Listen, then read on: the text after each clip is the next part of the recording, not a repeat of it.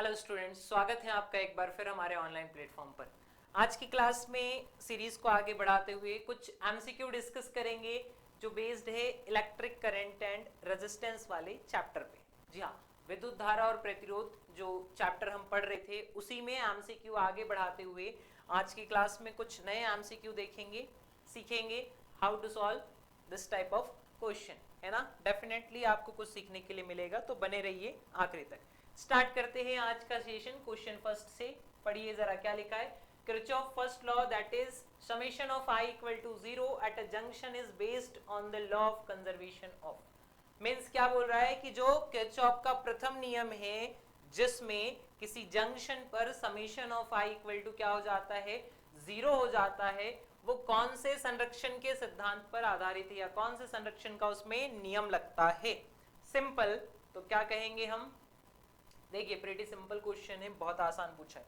पहले मैं आपको बता दूं जंक्शन क्या होता है। तो एक पॉइंट ले लेंगे, लेट ये पॉइंट है, इस पर क्या हो रहा होगा, कुछ करंट इंसिडेंट हो रहे होंगे और फिर इससे क्या हो रहा होगा, कुछ करंट बाहर निकल रहा होगा। तो ये जो पॉइंट है इसको क्या बोल देंगे, जंक्शन बोल देंगे, संधि बोल देंगे। संधि पर धाराएं क्या होती है, आती है, और संधि से धाराएं कहां होती है, बाहर भी जाती है। मतलब ऐसा पॉइंट जिस पर करंट इंसिडेंट भी हो रहा होगा और जिससे करंट एग्जिट भी हो रहा होगा, वो पॉइंट क्या कहलाएगा, जंक्शन कहलाएगा। तो ये पॉइंट है जंक्शन। इसी को क्या बोलते हैं, इसी को बोलते हैं संधि, जंक्शन या संधि। नाउ लेट मान लीजिए कि ऊपर से कितना करंट आया, इसमें 4 एम्पियर का करंट आया। कितने एम्पियर का, 4 एम्पियर का करंट उस जंक्शन पर पहुंचा। अब उसके पास क्या है, आगे चलकर दो रास्ते हैं। तो लेट की 3 एम्पियर करंट इस तरफ आ गया और बचा हुआ 1 एम्पियर करंट कहां हुआ, इस वाली ब्रांच में चला गया। 3 एम्पियर इधर आ गया और 1 एम्पियर उधर चला गया। इस तरीके से होगा। ये जरूरी नहीं, हो सकता है इसमें से 2 एम्पियर जाए, इसमें से 2 एम्पियर जाए, बट केस जरूरी जो है वो क्या है कि इंसिडेंट कितना हुआ है, 4 एम्पियर। तो बाहर भी कितना निकलेगा, 4 एम्पियर ही निकलेगा। अब आप एक ब्रांच से 4 ले जा लो या ऐसी 4 ब्रांच बनाकर 1-1 एम्पियर ले जा लो, डजेंट मैटर। मीन्स मीनिंग क्या निकल रही है इन सब बातों की, मीनिंग ये निकल रही है कि टोटल सिस्टम का जो कुल निकाय का है ना, पूरे निकाय का जो टोटल चार्ज होगा, नेट चार्ज होगा, वो कैसा रहेगा, कंजर्व रहेगा। क्यों, क्योंकि उस चार्ज को ना कोई प्रोड्यूस कर रहा है, ना कोई डिस्ट्रॉय कर रहा है, ना ही उसको बनाया जा रहा है और ना ही उसे मिटाया जा रहा है। जितना आया था उसी को आगे पास कर दिया है। मीन्स चार्ज से छेड़छाड़ नहीं है। इससे ये क्या होता है, कंफर्म होता है कि चार्ज कैसा है, सिस्टम में कंजर्व है। हाँ, कम ज्यादा हो रहा है कि आपने इधर भेजा, कम चार्ज है, इधर डिवाइड हो गया, तो डिवीजन हो रहे हैं। बट जब आप नेट की बात करते हो, कुल टोटल निकालोगे जब कैलकुलेट करके, तो चार्ज कैसा मिलेगा आपको, सेम, जितना इनपुट उतना आउटपुट। डन क्या। इसीलिए हम बोलेंगे पहला नियम समेशन ऑफ I किस पर बेस्ड है, चार्ज कंजर्वेशन पर बेस्ड है, जिसे बोलते हैं आवेश संरक्षण पर आधारित है। आई होप इजीली आपको आंसर मिल गया होगा। बिल्कुल, बढ़ते हैं आगे और देखते हैं अगले क्वेश्चन में क्या है। सेम क्वेश्चन है, किरचॉफ का दूसरा नियम किसके संरक्षण पर आधारित है। तो अब ज्यादा बात की जरूरत ही नहीं है, आप जानते हैं सेकंड लॉ क्या बोलता है। जैसे फर्स्ट लॉ ने बोला summation of I equal to 0, वैसे summation of V equal to 0। Kirchhoff voltage law बोलते हैं इसको। किरचॉफ वोल्टेज लॉ के अकॉर्डिंग KVL है ना, क्या है ये, KVL है, वो KIL था करंट वाला, KCL बोलो, वो KCL था और ये KVL है। किरचॉफ वोल्टेज लॉ, इनने क्या बोला कि एक सर्किट में जितने भी टर्मिनल पर वोल्टेज मिलेगा उन सब का एल्जेब्रिक सम, एक सर्किट के अंदर, किसी परिपथ के अंदर जितने भी क्या मिलेंगे आपको, विभवांतर मिलेंगे, जितने भी सिरों पर विभवांतर मिलेंगे उनके एल्जेब्रिक सम को क्या लिखा जाएगा, summation of V equal to 0। Means उनका बीजगणितीय योग क्या होगा, शून्य होगा। अब v इक्वल टू क्या होता है, आई आर करके आप कैलकुलेट कर लोगे, late i1 r1 plus i2 r2, late कि यहाँ पर तीसरा रेजिस्टेंस जो बैटरी के साथ कनेक्ट है वो अपोजिट डायरेक्शन में है, उल्टा करंट चल रहा है तो उसको माइनस कर देंगे, और माइनस किया तो फिर ये इक्वल टू क्या मिलेगा, जीरो। इस प्रकार से इक्वेशन बनती है, यू नो वेरी वेल, आप जानते हैं, ठीक है। तो कहानी क्या है कि वोल्टेज किस किस पर डिपेंड करता है, तो वर्क डन होता है, हम जानते हैं ना, वोल्टेज ही क्या कर रहा है उसमें, एनर्जी क्या कर रहा है, वोल्टेज से ही तो एनर्जी का पता चल रहा है, मींस वर्क हो रहा है तभी तो एनर्जी का पता चलेगा ना। सो वर्क इक्विवेलेंट होता है वोल्टेज के, कब, जब चार्ज कैसा हो जाता है, कांस्टेंट हो जाता है। अगर चार्ज कांस्टेंट हुआ तो V प्रोपोर्शनल क्या आ जाएगा, W आ जाएगा, और आप जानते हैं कि चार्ज सिस्टम से बाहर नहीं जाएगा, टोटल चार्ज उसका कांस्टेंट रहेगा, तो V प्रोपोर्शनल क्या हो जाएगा, W। मींस उसमें वर्क डन होगा, उसमें एनर्जी कम ज्यादा होगी, बट जब आप नेट एनर्जी की बात करोगे, है ना, जहां वर्क होता है वहां पर क्या लगता है, एनर्जी कंजर्वेशन लगता है। इसलिए जब आप नेट एनर्जी की बात करोगे तो वो एनर्जी किसके फॉर्म में, वर्क के फॉर्म में क्या हो जाएगी, यूज हो जाएगी। एनर्जी वर्क के फॉर्म में यूज हो जाएगी। वर्क किस लिए, कि चार्ज को आप एक जगह से दूसरी जगह लेके जा रहे हो तो वर्क होगा, एनर्जी किसके फॉर्म में, वर्क के फॉर्म में यूज हो जाएगी। बट जब आप टोटल कैलकुलेट करोगे तो वो वर्क डन और एनर्जी आपको कैसा लगेंगे, जब फाइनल निकालोगे तो वर्क डन और एनर्जी का सम हमेशा कैसा रहेगा, इनिशियल वाले केस का, कि आपके पास कितनी एनर्जी आई थी। मींस ऊर्जा संरक्षण का नियम क्या बोलता है, ऊर्जा को ना ही तो नष्ट किया जा सकता है और ना ही उत्पन्न, है ना, एनर्जी को ना प्रोड्यूस कर सकते ना डिस्ट्रॉय कर सकते, बस वो एक फॉर्म से दूसरे फॉर्म में बदलेगी। तो वही तो बोल रहे कि वोल्टेज मींस क्या, वर्क डन किस पे, चार्ज पे, तो चार्ज पे वर्क डन होगा, उसमें एनर्जी का यूज हो जाएगा, और सेकंड लॉ किस पर बेस्ड हो जाएगा, एनर्जी कंजर्वेशन पर। किस पर बेस्ड हो जाएगा, एनर्जी कंजर्वेशन। आवेश, पहला वाला आवेश था और दूसरा वाला ऊर्जा संरक्षण। आवेश पर किए गए कार्य के रूप में ऊर्जा बदल जाती है। डन, आई होप समझ में आया होगा। Let's move to next. अगला क्वेश्चन देखते हैं। स्क्रीन पर है अगला क्वेश्चन, जरा पढ़िए। The figure below so currents in a part of electric circuit the current I is, क्या आपको I दिख रहा है, हाँ थोड़ा सा ब्लर हो सकता है, अगर आप क्लैरिटी बढ़ाएंगे तो आपको बहुत सही दिखाई देगा। लाइट मैं थोड़ी सी यहाँ से सेटिंग चेंज करता हूँ, आई होप कि अब आपको प्रॉपर दिख जाए। हाँ, सो क्या कहानी है, लेट मैं ड्रॉ भी कर देता हूँ, अगर आपको आई नहीं दिख रहा होगा तो कोई बात नहीं। देखिए यहां पर से एक लाइन ऐसे इंसिडेंट हो रही है, एक इस प्रकार से इंसिडेंट हो रही है। इसमें कितना करंट है, 2 एम्पियर का करंट है। इस वाले में कितना करंट जा रहा है, 2 एम्पियर का करंट जा रहा है। ओके, आई होप अब दिख जाए, हाँ दिख रहा है बिल्कुल। एरो देखना ध्यान से, फिर आगे बढ़े तो एरो किस तरफ लगा है, इस तरफ डायरेक्शन है, इधर जा रहा है करंट। ऊपर वाली ब्रांच में कितना चला गया, 1 एम्पियर, फिर नीचे आ रहे हैं, फिर इधर वाली ब्रांच में कितना चला गया, 1.3 एम्पियर, कितना चला गया, 1.3 एम्पियर, ऊपर गया 1 एम्पियर। नाउ नीचे आ रहा है कितना, जस्ट आई, कितना आया, आई। ये आई आपसे पूछा जा रहा है, ये आई क्या किया जा रहा है, आपसे पूछा जा रहा है। नाउ कैसे सॉल्व होगा, ध्यान दीजिएगा। आई तो मिल गया हमें, जो आई बताना था वो यहाँ पे है ना, आई। सो समझिएगा इसमें कहानी क्या है, करंट आपके पास गिवन है, बस जस्ट आपको जंक्शन कंसीडर करना है, जंक्शन पर से देखना है कि कितना करंट आया, कितना करंट बाहर गया, और जितना करंट बाहर गया उसको छोड़ के फिर बाकी बचा वाला आई में चला जाएगा।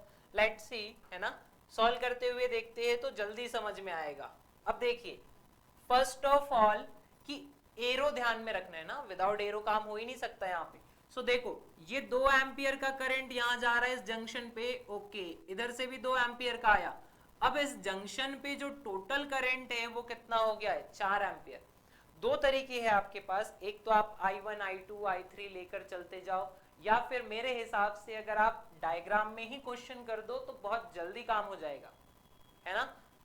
वैसे आप जानते हैं इसको I1 मान सकते हैं, इसको I2 मान सकते हैं, जंक्शन पर दोनों इंसिडेंट हो रहे हैं तो क्या कर देंगे, दोनों को जोड़ देंगे। जी हाँ, दो और दो जुड़कर टोटल करंट जो आगे बढ़ा वो कितना है, 4 एम्पियर है। क्या जो टोटल करंट आगे बढ़ा वो कितना आ गया, 4 एम्पियर आ गया है। अब 4 एम्पियर करंट आगे बढ़ रहा है। नाउ ध्यान से, यहां अगला जंक्शन आ रहा है, देखिए नेक्स्ट जंक्शन आ गया है, 4 एम्पियर आया इस जंक्शन तक के। अब यहां से 1 एम्पियर क्या हो जाएगा, ऊपर चला जाएगा। 1 एम्पियर कहां चला गया, ऊपर चला गया।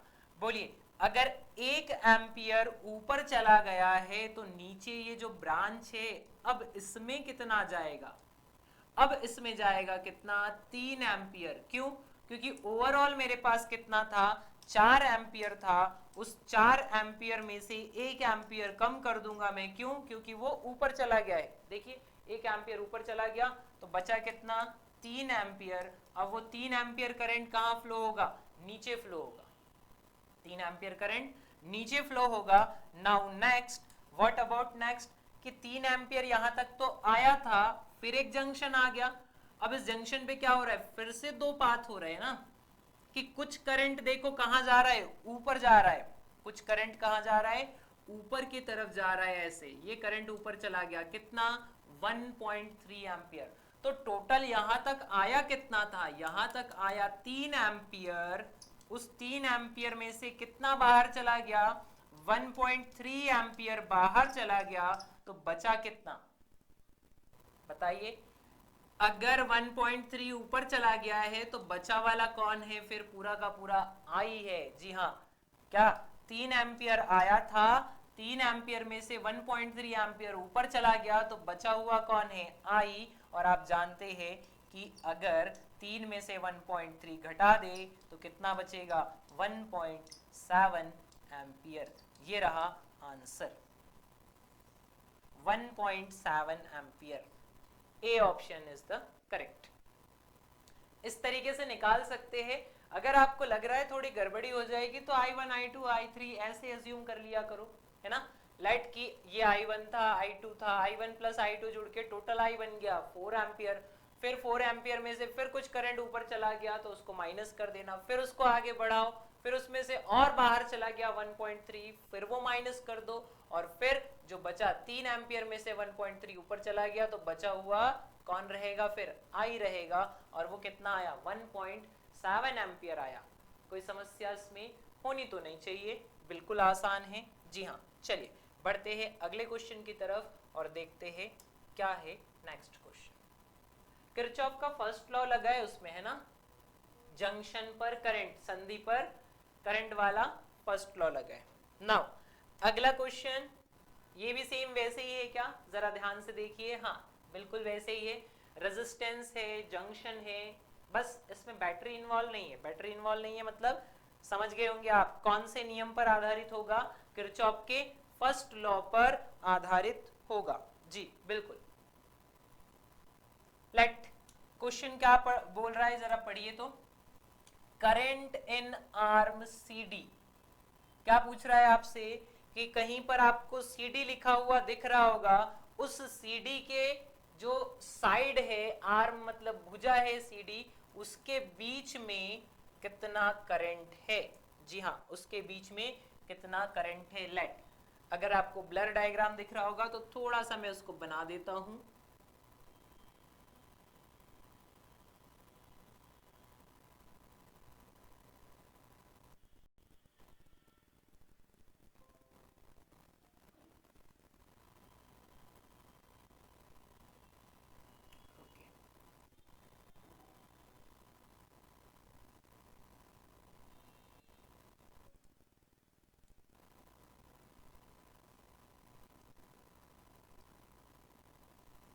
और ये ऊपर वाला कौन है, B है। डन। ये रही कौन सी साइड, CD साइड, सबसे नीचे की जो साइड है वो CD साइड है। एरो जरूरी है तो एरो देख लीजिए, एरो भी बना देता हूं मैं। ये दिख गए होंगे आपको एरो, है ना, इस तरीके से एरो है। ये हो गया I1, सॉरी यहाँ पर क्या आ गया है, I1 आ गया है, ठीक है, थोड़ा बड़ा कर देते हैं। यहाँ पर कौन आ गया है, I2 आ गया है, डन। और नीचे कौन है, नीचे है I3। लेट की यहाँ पे बना देते हैं इसको ऐसे I3, ओके। ऐसे तीन करंट है I1, I2 और I3। इनके बेसिस पे क्या करना है, आपको इसको सॉल्व करना है और आगे बताना है क्या होगा। एरो साफ साफ दिख रहे होंगे, जी हाँ। How to solve this type of question, बहुत आसान है, जो अभी किया था हमने सेम वही थिंग करनी है, ज्यादा टफ कुछ भी नहीं है इसमें, बहुत आसान है। चलिए लेट फिनिश दिस फर्स्ट। क्या कहानी है कि यहां से देखिए ओ पॉइंट से, कौन से पॉइंट से, ओ पॉइंट से करंट निकल रहा है ना। डायरेक्शन देखना, किस में से गया, पहले रेजिस्टेंस में से गया और यहां पहुंचा, तो यहां क्या मिला उसको, जंक्शन। मींस I1 क्या हो गया है, दो पार्ट में डिवाइड हो गया है, किसके बराबर हो गया है, I1 दो पार्ट में डिवाइड हो गया और किसके बराबर हो गया है, I2 प्लस I3। क्यों लिखा मैंने ऐसे, क्योंकि I1 से ही तो मिलकर दोनों ब्रांच हुई है ना, आगे चलकर दो ब्रांच हो रही है, तो क्या हो रहा है इसकी मीनिंग, इसकी मीनिंग हो रही है कि I1 दो टुकड़ों में टूट रहा है, I2 प्लस, चलिए I1 और I2 के कितने पार्ट हो रहे हैं, दो, सॉरी I1 क्या हो रहा है, दो पार्ट में डिवाइड हो जा रहा है यहाँ पर आकर I2 और I3, इसलिए इसको ऐसे लिख सकते हैं I1 equal to I2 plus I3। जी हाँ, यहाँ तक ओके है क्या, बिल्कुल। चलिए देखते हैं आगे चलकर क्या हो रहा है इसमें, कैसे करंट डिवाइड हो रहा है। सो सिंपल, यहां से आया कौन, इधर तक आया आपके पास I1, अब I1 डिवाइड हो रहा है दो टुकड़ों में, I2 और I3, जिसको यहां लिखा हमने। नाउ आगे बढ़ते हैं, बिकॉज हमको यहां पहुंचना है C पर, C और D के बीच बताना है ना, तो इस B वाले पॉइंट की तरफ बढ़ेंगे और B से लेकर C के बीच में कौन सा करंट आएगा बताओ।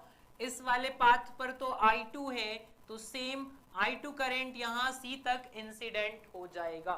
सेम थिंग नीचे अगर A और C के बीच में देखें तो A से कितना करंट निकल रहा है, I3 करंट, और यहां C के पास कौन आ रहा है, I3 आ रहा है, तो I2 और I3 दोनों इंसिडेंट हो रहे इस जंक्शन पर, C पर दोनों मिल रहे, दोनों मिल रहे, तो फिर से दोनों को क्या कर देंगे, जोड़ देंगे, कहां पर, C पर, at C equal to at C पर क्या हो जाएगा बताइए, दोनों करंट जुड़ जाएंगे, कितने हो जाएंगे, I2 प्लस I3, दोनों इंसिडेंट हो रहे तो दोनों को जोड़ दो।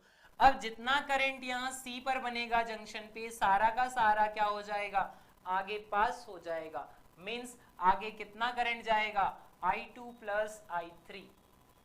इसमें 1 को इन्वॉल्व मत करना, I1 पहले ही दो टुकड़ों में डिवाइड हो चुका है, I1 ने ही क्या बनाया है, I2 और I3। अगर ऑप्शन में I1 होता तो मैं I1 को भी प्रेफर करता, क्यों, क्योंकि I1 ही करंट है जो तो दो टुकड़ों में या दो पाथ पर डिवाइड हुआ था, और दो पाथ के बाद वो एक जंक्शन पर मिला, वापस से कितना बन गया, I1 बन गया, और I1 एक्चुअल में कितना था, I2 प्लस I3 था। डन क्या, आई होप समझ में आया होगा, कोई समस्या नहीं हुई होगी। चलिए बढ़ते हैं अगले क्वेश्चन की तरफ और देखते हैं अगला क्या है। ओके, ये सेकंड लॉ वाला पढ़िए जरा, क्वेश्चन क्या है, आपको बताना है गिवन सर्किट में, है ना, गिवन सर्किट में करंट कितना है, दिए गए परिपथ में करंट कितना है, गिवन सर्किट में करंट कितना है। How to solve this type of question. So देखो, एक तो बैटरी दिख गई, रेजिस्टेंस दिख गया, मतलब आपको पता है कौन सा लॉ लगेगा, केवीएल लगेगा। बट एक बार वेरीफाई करते हैं क्या उसकी नीड है, आपको करंट बताना है और वोल्टेज और ये दिया है, हाँ जरूरत तो है। क्या देखोगे, डायरेक्शन देख लो, एक से करंट एंटर हो रहा है, वोल्टेज एक 2 वोल्ट की बैटरी है और एक 5 वोल्ट की बैटरी है। आई होप दिख रहा होगा साफ साफ, हाँ दिख रहा है, फिर भी लेट थोड़ा सा बना देते हैं। ये 10 ओम का है रेजिस्टेंस, 5 वोल्ट की बैटरी है, ये 20 ओम का रेजिस्टेंस है, और कितने वोल्ट की बैटरी है, 2 वोल्ट की बैटरी है। नाउ सिंपल, दो ब्रांच बन रही है, दो ब्रांच में दो बैटरी है, तो मैं सबसे पहले क्या निकाल लूंगा, पोटेंशियल डिफरेंस निकाल लूंगा। क्या निकाल लूंगा, पोटेंशियल डिफरेंस। टर्मिनल में जो पोटेंशियल डिफरेंस आएगा वो निकाल लेंगे। टोटल पोटेंशियल डिफरेंस जो होगा क्या आ जाएगा, पोटेंशियल डिफरेंस किसके किसके बीच, ए और बी के बीच, दोनों बैटरी की वजह से V final equal to 5 minus 2 volt, 5 volt उसमें से घटा दो कितना, 2 वोल्ट, कितना हो जाएगा आपके पास वोल्टेज, ओवरऑल हो जाएगा 3 वोल्ट। जी हाँ, कितना आ गया विभवांतर आपके पास, 3 वोल्ट आ गया। उसको टोटल बोल दीजिए आप, बिल्कुल टोटल बोलने में कोई समस्या नहीं है, टोटल बोल देते। कितना आ गया है, 3 वोल्ट का चार्ज आ गया है। डन। अब ये इसलिए हो रहा है ना क्योंकि बैटरी यहाँ देखो प्लस टर्मिनल है, प्लस से फिर प्लस में करंट जा रहा है, माइनस में जाता तो उसको कंसीडर करते कि जुड़ रहा है, यहाँ पर अपोजिट हो जाएगा तो फिर क्या कर देंगे, माइनस। नाउ अब सेकंड थिंग, करंट बताना है ना, आई टोटल बताना है आपको सर्किट का, तो आई टोटल क्या होता है बताइए, I total equal to V total upon R, कौन सा आर, इक्विवेलेंट वाला। क्यों, क्योंकि यहाँ पर कितने आर हैं, 2 आर हैं, देखिए ध्यान से 2 आर है, 2 आर में से दोनों को तो नहीं रख सकते, तो फिर दोनों का एक बनाना पड़ेगा, तो आर इक्विवेलेंट चाहिए। आर इक्विवेलेंट कैसे निकलेगा, तो सेम ध्यान रखिएगा, करंट कहां से निकल रहा है, 5 वाले से निकल रहा है, 5 से निकलते हुए आगे बढ़ेगा, जितना करंट 20 में से उतना ही किस में से जाएगा, 10 में से भी जाएगा। ओवरऑल तो कौन बड़ा है, 5 वोल्ट करंट है ना, high voltage to low voltage जाएगा, आगे बढ़ेगा और बैटरी में पहुंच जाएगा। तो जितना करंट 20 से उतना करंट 10 से, तो दोनों को क्या अज्यूम करेंगे, सीरीज अज्यूम करेंगे, दोनों को सीरीज में माना जाएगा। कौन कौन, 10 ओम रेजिस्टेंस और 20 ओम रेजिस्टेंस को कैसे कंसीडर करेंगे, सीरीज में। आप जानते हैं सीरीज में क्या होता है, डायरेक्ट जुड़ जाएंगे, 10 ओम प्लस 20 ओम, ओवरऑल 30 ओम का क्या बन जाएगा, सर्किट बन जाएगा। 30 ओम का क्या बन जाएगा, आर इक्विवेलेंट आ जाएगा। बस आई टोटल तो चाहिए था, वी टोटल हमने पोटेंशियल डिफरेंस से निकाल लिया, 5 और 2 के बीच में कितना आ गया, 3 वोल्ट, उसको रख दूंगा 3 वोल्ट ऊपर, नीचे आर इक्विवेलेंट कितना आ गया, 30 ओम आ गया, नीचे रख दिया मैंने 30 ओम। नाउ इसको कट करेंगे तो आई टोटल सर्किट में जो फ्लो हो रहा है कितना आ जाएगा, 1/10 एम्पियर। हाँ 1/10 मतलब 0.1 एम्पियर, 0.1 एम्पियर, ये आ गया आसान सा आंसर, 0.1 एम्पियर। जी हाँ, इजी है, नॉट टू मच टफ। ठीक है, थोड़ा सा याद रखना, करंट कहां से, 5 वोल्ट से निकलेगा, 20 में से और फिर 10 में से वापस बैटरी के अंदर। डन। तो इस तरीके से आप पहले पोटेंशियल डिफरेंस निकाल लो, आर इक्विवेलेंट निकाल लो, आपके पास क्या आ जाएगा, टोटल करंट, क्योंकि टोटल करंट इसी से निकलेगा है ना, तो टोटल करंट के लिए आपको ये याद रखना पड़ेगा, इसके अलावा कोई दूसरा ऑप्शन आपके पास नहीं है। चलिए अगले क्वेश्चन की तरफ चलते हैं। What about next,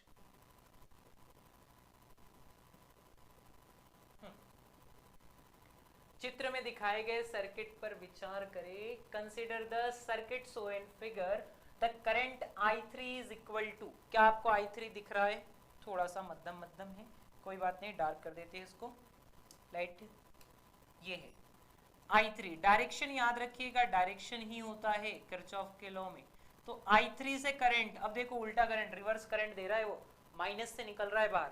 now I3 की वैल्यू बताना है, जो करंट आपको दिख रहा है I3 उसको बताना है, बाकी वैल्यू सारी आपको दिख रही है, आई होप, हाँ दिख रही है।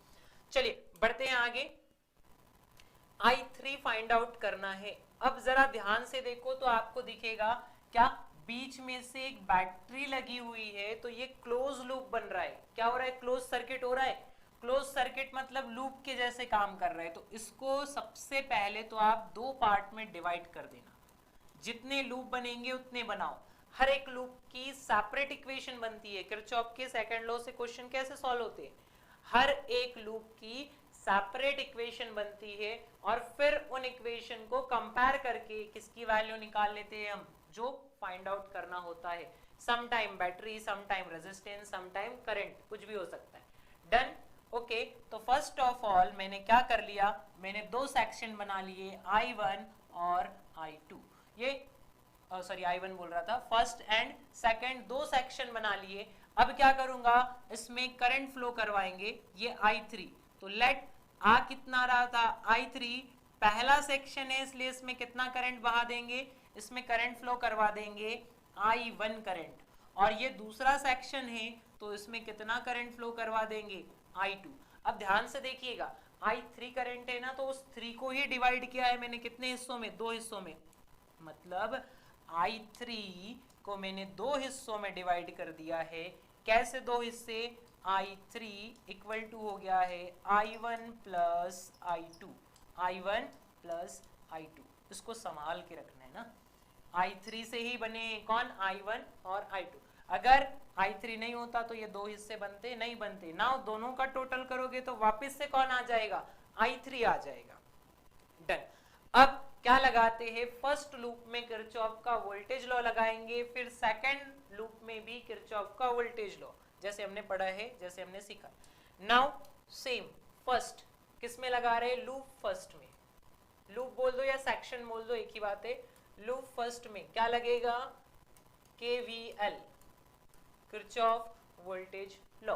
बोलिए करंट कितना है I1, रेजिस्टेंस कितना है 28, तो V टोटल इक्वल टू, ध्यान से V टोटल मतलब करंट इनटू रेजिस्टेंस, ठीक है, इस सेक्शन का V टोटल। अब इन दोनों को करते हैं सॉल्व, तो इन दोनों में देखो 6 वाला और 8 वाला क्या रिवर्स करंट है दोनों में, ओके, इसमें भी देखो करंट यहां से बाहर जाना चाहिए था, अंदर जा रहा है, रिवर्स करंट है इसीलिए क्या कर देंगे माइनस, इसमें भी प्लस से निकलना चाहिए था, इधर से निकल रहा है तो -6, इसमें रिवर्स है तो -8, ओके क्या, बस ये हो गया वोल्टेज कैलकुलेशन। अब VT क्या होता है, I इंटू R, तो I कितना है मेरे पास, I1 है, R कितना है 28, तो इसको बोल दूंगा 28 into I1, 28 into I1 equal to -6 और -8 कितने हो गए, 14 हो गए। यहां से I1 इक्वल टू कितना मिल जाएगा,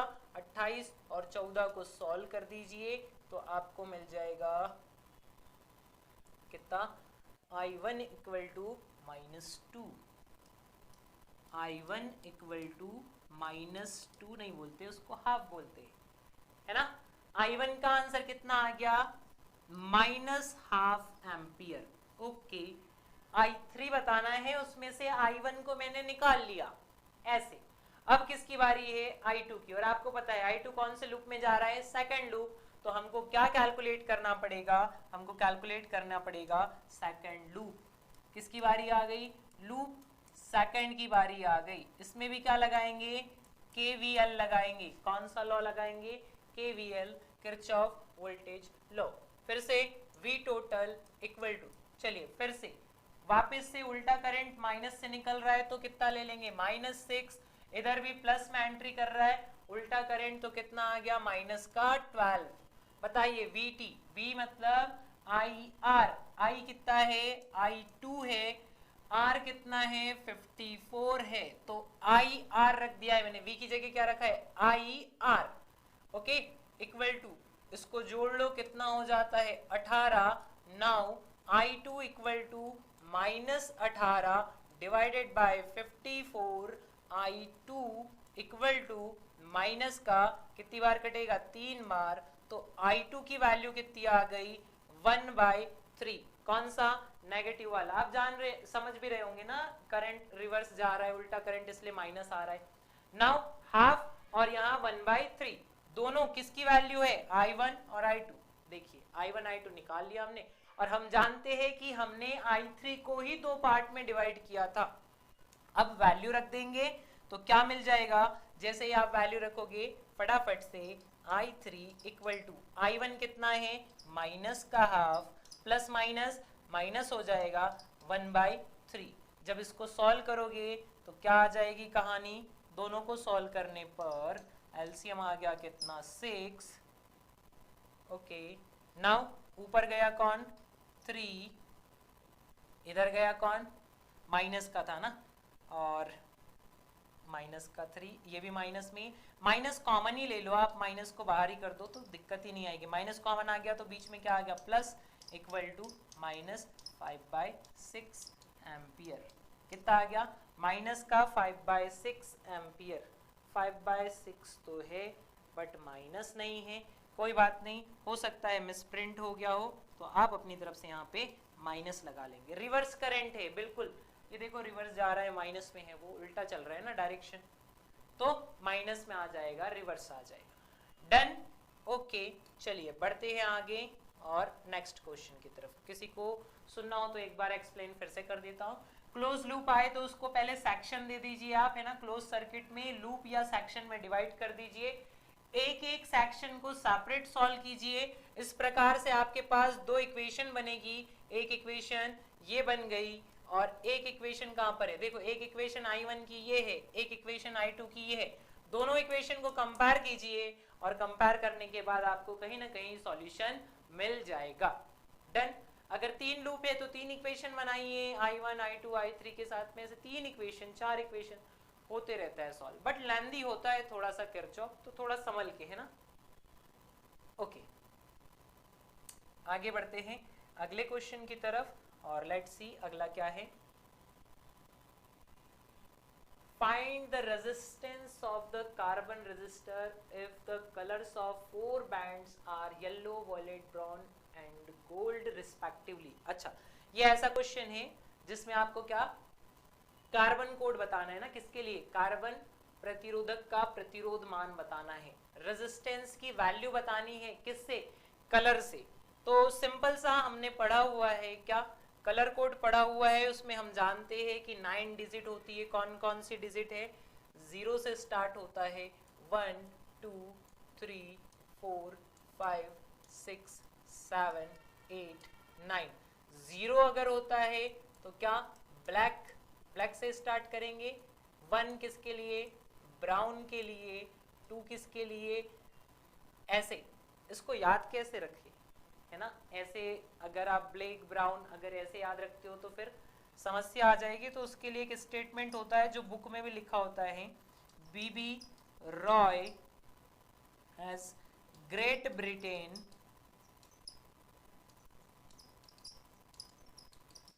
हैव वेरी गुड वाइफ। तो हैव को जाने देते हैं, जस्ट जो काम का है उसको लिखते हैं, very good wife. I hope यहां तक दिख रहा होगा, बिल्कुल।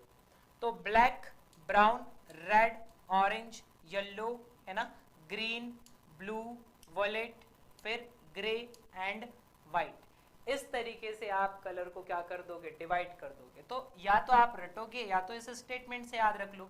नेक्स्ट क्या आ जाएगा, रेड, आर फॉर रेड, फिर ओ फॉर क्या आ जाएगा, ऑरेंज आ जाएगा, ऑरेंज के बाद फिर चौथे नंबर पे कौन आ जाएगा, ग्रीन आ जाएगा, ग्रीन के बाद फिर कौन आ जाएगा, ब्लू आ जाएगा, ब्लू के बाद फिर 6 नंबर पे कौन आ जाएगा, वॉयलेट आ जाएगा, नाउ फिर ग्रे आ जाएगा, कुछ तो मिस हो गया, बीबी रॉय, तो क्या मिस हो गया, black, brown, red, okay, yellow miss हो गया ना, येलो 4 पे वाई का येलो मिस हो गया था, येलो आएगा, माय मिस्टेक। फिर उसके बाद कौन आएगा, ग्रीन आएगा 5 पे, 6 पे कौन आएगा, ब्लू आएगा, ओके, फिर 7 पे कौन आएगा, वॉयलेट आएगा, फिर उसके बाद कौन आएगा, 8 पे ग्रे आएगा, और फिर 9 पे कौन आ जाएगा, अगेन लास्ट में व्हाइट। कहां से स्टार्ट किया था, ब्लैक से, कहां पर एंड हुआ, व्हाइट पर। डन। फिर इसमें एक और चीजें आपको याद रखनी होती है, जो प्लस माइनस आप देख रहे हैं ना, तो प्लस माइनस 5% आता है, इट मीन्स वहां पर कौन है, गोल्ड है। प्लस माइनस कितना परसेंट आता है, 10% आता है, इट मीन्स वहां पर कौन है, सिल्वर है। ओके, क्या प्लस माइनस 5% किसके लिए यूज होता है, गोल्ड के लिए, प्लस माइनस 10% किसके लिए यूज होता है, सिल्वर के लिए। इतनी बातें आपको अगर याद हो, आती हो, तो फिर आपके लिए क्वेश्चन टफ नहीं है, बहुत ज्यादा आसान है। ठीक है, कार्बन रजिस्टर कैसा होता है? तो कार्बन रजिस्टर ऐसे बनाया जाता है, एग्जैक्टली आपने किसी इलेक्ट्रॉनिक प्लेट के अंदर, आपने किसी इलेक्ट्रॉनिक प्लेट के अंदर एक ऐसा इक्विपमेंट या डिवाइस देखी होगी, अगर उसको कभी ब्रेक किया होगा तो यहाँ दो टर्मिनल होते हैं और इस पर क्या होता है, कलर कोड होता है। इस तरीके से इस पर क्या लगे होते हैं, कलर की पट्टियां लगी होती है। जैसे लेट अलग अलग कलर कर देते हैं, एक येलो कलर की पट्टी है ना, एक रेड कलर की पट्टी है, एक ब्लू कलर की पट्टी है। इस तरीके से डिफरेंट डिफरेंट कलर की क्या होती है, पट्टियां होती है। डन। और एक लेट की सिल्वर है या फिर गोल्ड मान लेते हैं, लेट की ये गोल्ड है। इस तरीके से ऐसे चार कलर की क्या होती है, उस पे पट्टियां होती है। इस तरीके की डिवाइस, अगर आप इलेक्ट्रॉनिक डिवाइस जैसे रिमोट हो गया है ना, रिमोट को आप क्या करोगे, तोड़ोगे तो उस पे पीछे एक इलेक्ट्रॉनिक प्लेट निकल कर आती है, उस प्लेट पर आपको ये देखने को मिलेगा।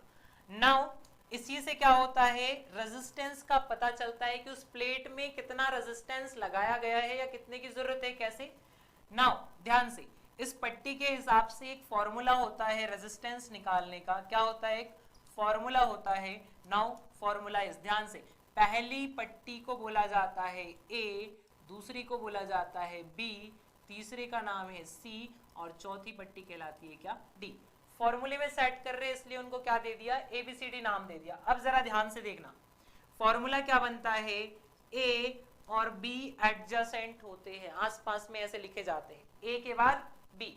गुना नहीं करना है, रिमेंबर, गुना नहीं करना है, डायरेक्ट लिख देना है ए बी इनटू tan की पावर में जाएगा कौन, सी, tan की पावर में c लिखना है। अब आप चाहे तो उसको सॉल्व कर सकते हैं या tan की पावर ही रहने दीजिए, जैसे ऑप्शन की डिमांड। जैसे यहाँ tan की पावर है तो आप उसको tan की पावर रहने दीजिए, सॉल्व मत कीजिए। प्लस माइनस d का परसेंट, प्लस माइनस क्या हो जाएगा, d का परसेंट हो जाएगा। ओके क्या, हाँ ओके। नाउ आगे सॉल्व करते हैं और देखते हैं लेट की कहानी क्या आती है। तो मैंने कलर तो कर दिया, बट एक बार क्वेश्चन में देख लेते कलर कौन सा है। पहला कलर कौन सा है, पीला, ओके येलो। दूसरा कौन सा है, बैगनी, बैगनी कलर है, हमने गलत कलर कर दिया, कोई बात नहीं, बैगनी कर देते हैं इसको। ये बैगनी कलर है लेट, ऐसे ही बन पाएगा, अभी फिलहाल तो कलर उतने ज्यादा कलर हमारे पास है नहीं, तो बैगनी कलर है लेट मान लेना बीच वाला। फिर कौन है, भूरा कलर है, भूरा बोले तो ब्राउन कलर है। अब ब्राउन कहां से लाए,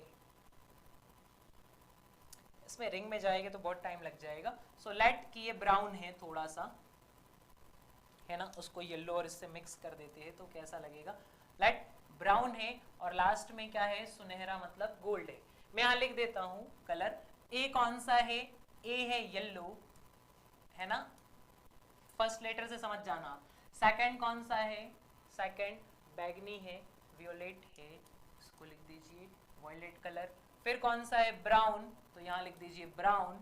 फिर कौन सा है, गोल्ड, वो तो दिख ही रहा है कैसा है, गोल्ड है, जी है। नाउ ध्यान से सब लोग, ए और बी जनरल लिखे जाते हैं। ए पे कौन है, येलो है, इधर से देखिए जरा येलो कहाँ आता है, 4 नंबर पे आता है, तो मैं ए को लिख दूंगा कितना, 4। बी पर कौन है, वॉयलेट है, बी पर वॉयलेट कलर है, वॉयलेट कलर कौन से नंबर पे आता है, 7 नंबर पे, तो मैं क्या लिख दूंगा 7 इंटू 10। अब सी कहाँ लिखा जाएगा, 10 की पावर में लिखा जाएगा। सी पर कौन है, बी, बी फॉर ब्राउन, है ना, बी फॉर अच्छे से पढ़ना, ब्राउन है, और ब्राउन कहाँ पर आता है, 1 पर आता है, तो यहाँ पर पावर कितनी आ जाएगी, 1 प्लस माइनस डी की जगह कौन है, गोल्ड है क्या, जी हाँ गोल्ड है, और गोल्ड के लिए कितना परसेंट लगाया जाता है, प्लस माइनस का 5% लगाया जाता है, प्लस माइनस का 5% लगाया जाता है। इट मींस सिंपल, आप देखो अगर आपको चीजें याद है तो फिर ज्यादा टाइम लगेगा ही नहीं, फटाफट से आप बता दोगे कितना, 4 7 into 10 to the power 1 plus minus 5%। A option is the correct, A option कैसा है इसका, करेक्ट है, लेट। अगला क्वेश्चन देखते हैं क्या कहानी है।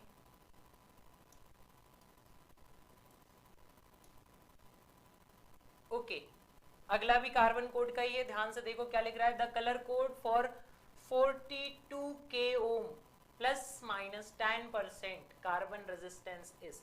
अब की बार क्या किया उसने, अब की बार उल्टा बोल दिया कि अब आपको कार्बन की वैल्यू नहीं बतानी है, रेजिस्टेंस की वैल्यू नहीं बतानी है, आपको कलर्स बताने। वैल्यू हम दे रहे हैं, आप क्या बताइए, सिर्फ कलर्स बताइए। आप क्या बताइए, सिर्फ कलर्स बताइए। नाउ कोड याद रखना, कोई ज्यादा समस्या नहीं। इसको थोड़ा सा अरेंज करके लिखते हैं। क्या लिखा है, 42 kilo ohm plus minus 10 to the power, नहीं 10% है। डन। नाउ के फॉर क्या होता है, किलो, और किलो मतलब क्या, मैं इसको ऐसे लिख सकता हूं 10 to the power 3 plus minus 10%। Kilo मतलब कौन, 10 टू दी पावर 3 लिखा जा सकता है, बिल्कुल। अब ऐसा लिखने के पीछे रीजन है, क्या रीजन है कि मैं इसको मैच कराना चाहता हूं इस वाले फॉर्मूले से, A B into 10 to the power C plus minus क्या, डी का परसेंट। अब देखो ए की जगह कौन है 4, बी की जगह कौन है 2, ए की जगह 4। अब बताओ 4 पे कौन आता है, B, B Roy, R O, तो ऑरेंज आ जाएगा क्या, बिल्कुल ऑरेंज। 4 नंबर पे कौन आ गया, ऑरेंज। ऐसे शॉर्ट में लिख लो ना, B B Roy Great Britain have very good wife. ये होता है कलर कोड। इसमें पूरे 9 आ जाएंगे, 1 2 3 4 5 6 7 8 9, और 0 के लिए वाला 10, ब्लैक वाला 0 से 9, पूरे के पूरे 10 सॉल्व। अब आंसर मैच करेंगे, बिल्कुल करेंगे। नाउ 42 है, 42 लिखिए इनटू 10 टू दी पावर कितना कर दोगे, 10 टू दी पावर कितना हो जाएगा 3 हो जाएगा किलो के लिए, प्लस माइनस कितना परसेंट, 10%। अब फटाफट हो जाएगा। नाउ 4 मतलब 4 नंबर पे कौन आ रहा है, 4 नंबर पे आ रहा है अब की बार येलो, तो पहले कौन आ जाएगा, येलो आ जाएगा। ओके डन, येलो है ना। फिर 2 नंबर पे कौन आ रहा है, 2 नंबर पे आ रहा है रेड, तो कौन आ जाएगा, रेड आ जाएगा। डन। फिर कौन आ रहा है 3rd नंबर पे, ऑरेंज, कौन आ जाएगा, ऑरेंज आ जाएगा। फिर 10% के लिए क्या आता है, सिल्वर, तो कौन आ जाएगा, सिल्वर आ जाएगा। इस तरीके से ये हो गया सिल्वर। अब ढूंढ लो इसको, yellow red orange, yellow red orange and silver. मतलब मिस्टेक हम ही कर रहे थे, 0 ना लिख के, है ना। Please remember the 0। अगर 0 आप भूलते हैं तो फिर कहानी पलट जाएगी। डन। ओके, गलती वही हो रही थी इसलिए ना, अब नहीं होगी गलती ना। फिर से B B Roy has Great Britain have नहीं लिखते, वेरी गुड वाइफ। आप किसी और तरीके से याद करना चाहते कर सकते, कोई इशू नहीं। नाउ अगेन क्या कि ये 0 होगा, है ना, 0 से स्टार्टिंग करना, अभी गड़बड़ी नहीं होनी चाहिए। 0 से स्टार्ट करोगे तो बिल्कुल नहीं होगी। क्या बोल रहा है, पहले ग्रीन है, ग्रीन किस नंबर पे आ रहा है, 5 नंबर पे, 5 सब में। फिर उसके बाद क्या बोल रहा है, वॉयलेट बोल रहा है, वॉयलेट कौन से नंबर पे आता है, 7 नंबर पे, 7 भी सब में है, मींस 5 7, ग्रीन वॉयलेट हो गया। अब किसकी बारी है, रेड, रेड मतलब कौन, 2, तो 10 टू दी पावर, ये सी हो गया ना, सी मतलब 10 to the power 2 plus minus, आगे कौन सा कलर है, आगे कलर ही नहीं दिया गया है, आगे कोई कलर ही नहीं दिया गया है। 57 10 टू दी पावर 2, ये तो तीनों में अवेलेबल है, देखिए तीनों में अवेलेबल है। अब क्या लगाओगे, तो जब चौथा कलर अब्सेंट होता है, रिमेंबर बहुत काम की चीज है, जब चौथा कलर अब्सेंट होता है, 4th colour is not given, then वहां पर कोई कलर प्रेजेंट नहीं है, और कोई कलर प्रेजेंट नहीं है तो आप प्लस माइनस क्या करोगे, 20% करोगे। अगर कोई भी कलर प्रेजेंट नहीं तो उसको छोड़ना नहीं, वहां पर क्या करोगे, प्लस -20%। अगर कोई कलर नहीं है तो गोल्ड है तो 5%, सिल्वर है तो 10%, कोई कलर नहीं है तो 20%। डन। आई होप अब चीजें सॉर्ट आउट हो गई होगी। वो थोड़ा जीरो मिस हो रहा था, अदरवाइज गलतियां तो होती नहीं। नेक्स्ट, निम्नलिखित में से किसका तापमान गुणांक ऋणात्मक है? क्या है? निम्नलिखित में से किसका तापमान गुणांक ऋणात्मक है? इंग्लिश में पढ़िए, ज्यादा बेटर है। नेगेटिव टेम्परेचर कोएफिशिएंट, जिसको बोलते हैं temperature coefficient, thermal coefficient of temperature, thermal coefficient of temperature जिसको बोलते हैं अल्फा, है ना, वो बताना है।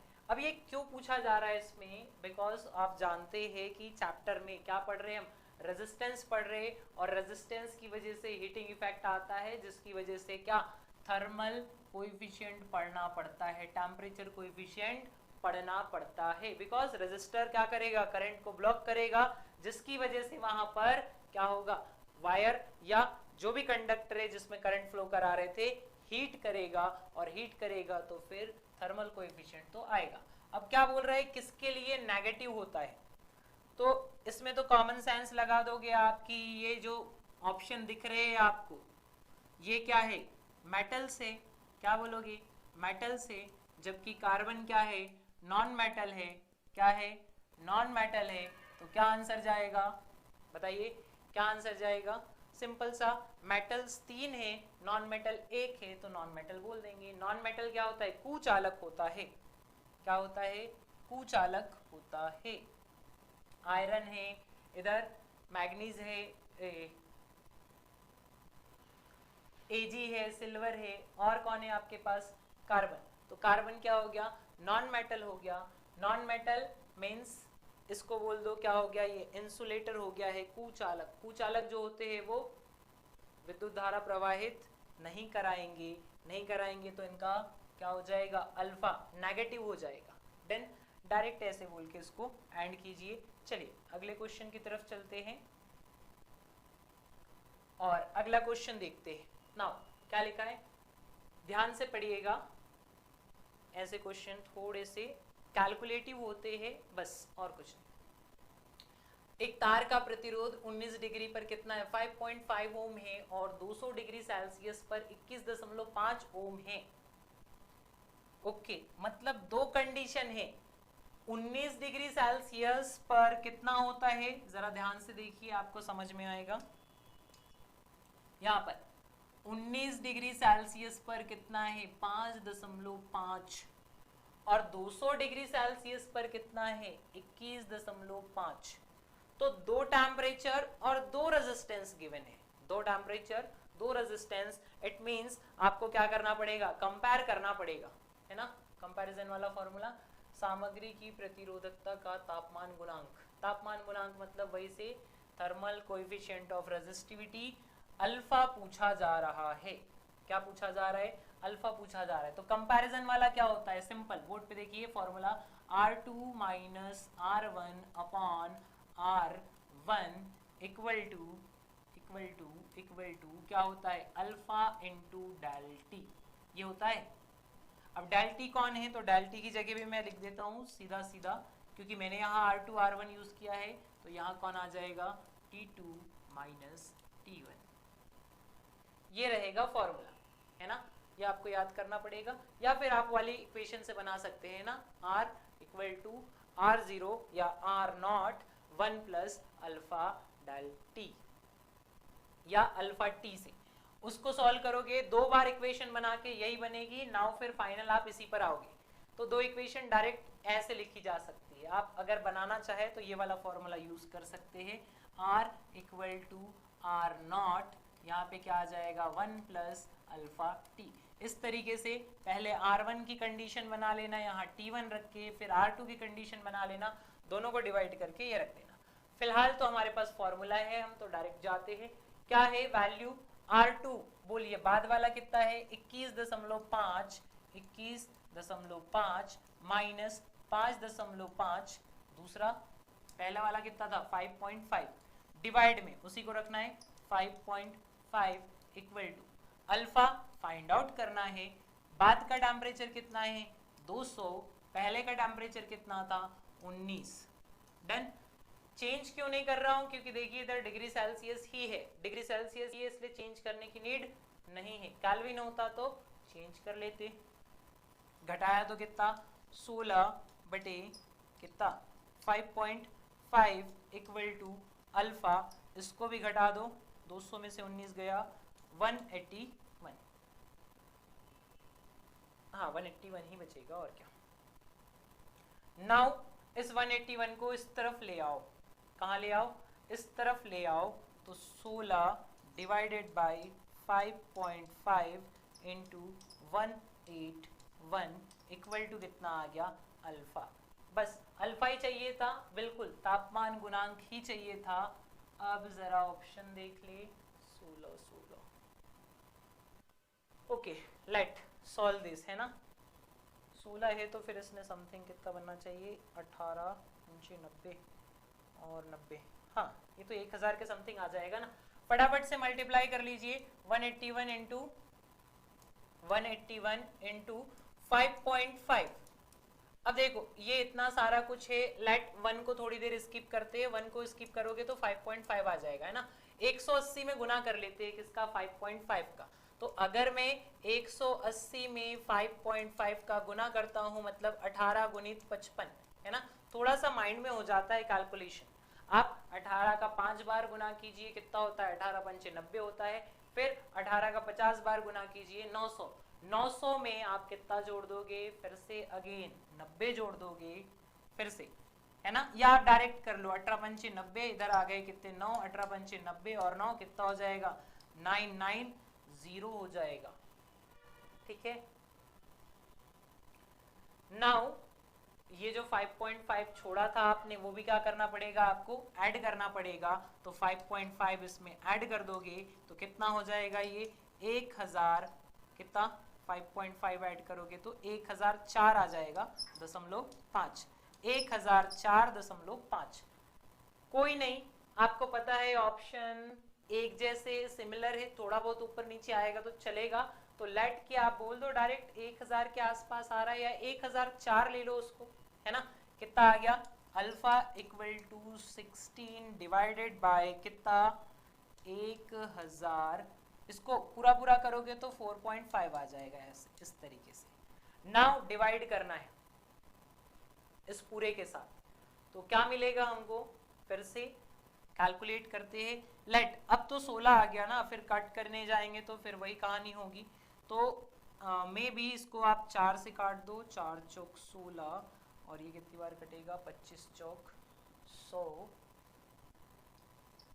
फिर 251, 4 divided by 251, alpha equal to 4 divided by 251, alpha equal to, now इसको कट करो कितना आ जाएगा 4 का पहाड़ा, फिर 25 25 8 200, ये समथिंग वही कटेगा। 2 जीरो की जरूरत है, रिमेंबर दैट। मैं क्या कर रहा हूँ 2 जीरो ऊपर बढ़ा रहा हूँ तो नीचे से 2 जीरो कम हो जाएगा।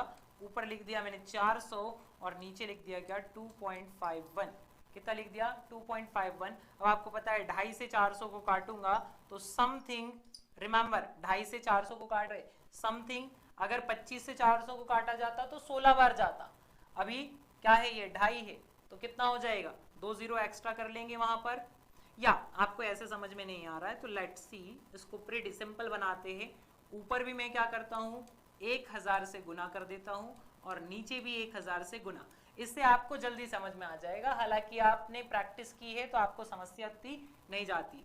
ऊपर अल्फा इक्वल टू कर दो, इसको कितना हो जाएगा ये ऐसे 4000 और नीचे कितना है 251 इंटू कितना करना 1000, ऐसे 1000 बचाए रखना। नाउ काटो 250 से कितनी बार 400 और सॉरी जीरो भी है ना, कितनी बार कट जाएगा पूरा पूरा कट जाएगा 16 बार, या 25 और 400 रहता सीधा तो कितनी बार कटता समथिंग 16 है ना, पूरा पूरा तो नहीं, थोड़ा सा एक्स्ट्रा हो जाएगा बिकॉज ऑफ 1 है तो थोड़ा 16 से कम आएगा, थोड़ा सा कम आएगा, बट ऑप्शन में तो सब में 1616 है तो आप ले सकते। डिवाइडेड बाय कितना है 1000 है, रिमेंबर। अब जब इस 1000 को सॉल्व किया जाएगा तो पॉइंट कितना खिसकेगा, 2 जीरो से यहाँ आ गया और 1 जीरो से और खिसकेगा, मतलब 0.016, ये आ जाएगा आपका आंसर 0.016। बिल्कुल ए option is the correct option. आप कैलसी लगा सकते हैं, अब लगा सकते हैं। थोड़ा सा कैलकुलेटिव है, बट इस टाइप के क्वेश्चन जो रहते हैं वो कैलकुलेटिव ही होते हैं, क्योंकि उनमें कुछ ज्यादा करना नहीं है। आपको पता है फॉर्मूला सीधा रखा है, वैल्यू उठा के रखनी है, तो कैलकुलेशन ही तो चेक करने के लिए आपको क्वेश्चन दे रहा है, तो कैलकुलेशन करने पड़ेंगे। डन। चलिए बढ़ते हैं अगले क्वेश्चन की तरफ और देखते हैं अगला क्वेश्चन क्या है।